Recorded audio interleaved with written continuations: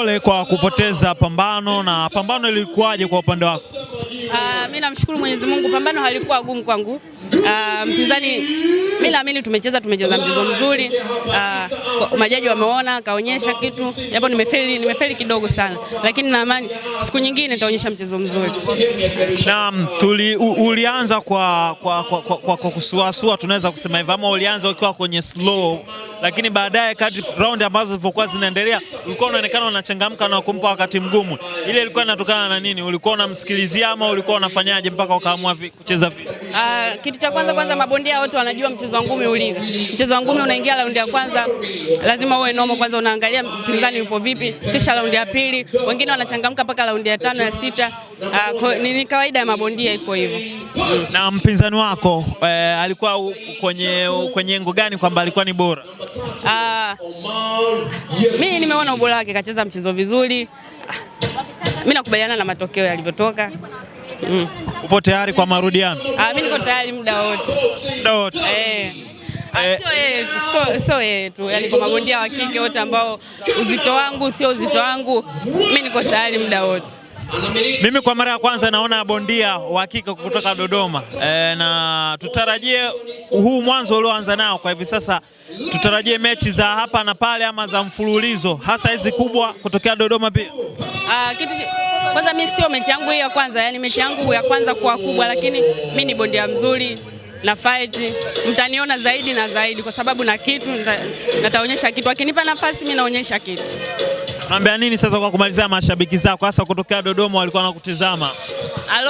Si hatujafeli, bado tutarudi tena. Wakitutaka sisi tunakuja, tuongei sana. Tukutane kwenye lingi. Shukrani. Sara Alex, hongera kwa pambano. Umeshinda kwa majaji wote wawili japo watatu, kumrazi. Umeshinda kwa majaji wote watatu japo kuwa pointi ambazo zilikuwa zinasogeleana kwa namna moja ama nyingine. Mpinzani alikuwa bora kwa namna gani? Cha kwanza nimpongeze, ana akili ya mchezo, ametulia. Ni bondia chipukizi ambaye ni hatari sana, kwa hiyo wajipange mabondia ambao kidogo wamelalala wanaendelea kucheka watu wakishinda. Yes. Mwambia ni bondia mzuri afu ni chipukizi.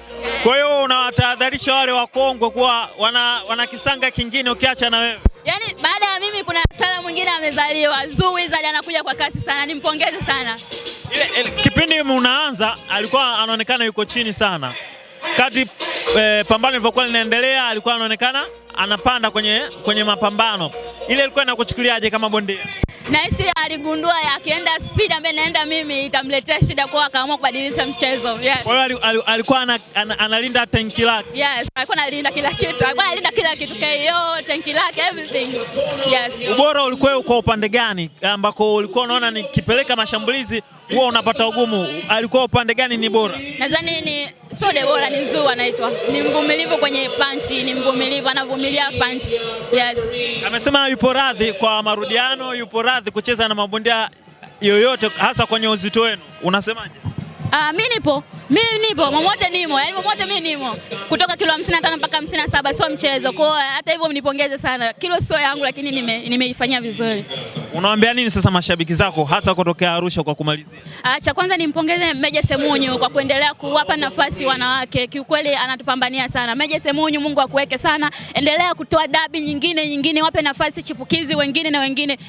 Meja ndio mtu ambaye anatoa vipaji chipukizi wengi sasa kwa watoto wake. Kama mlivyoona mimi alinitoa, leo amemleta Zoo, watu wameshamjua Tanzania. Kwa hiyo nampongeza kwa hilo, niwapongeze waandishi wa habari, niwapongeze watu wanaonisupport mimi. Shukrani sana. Shukrani.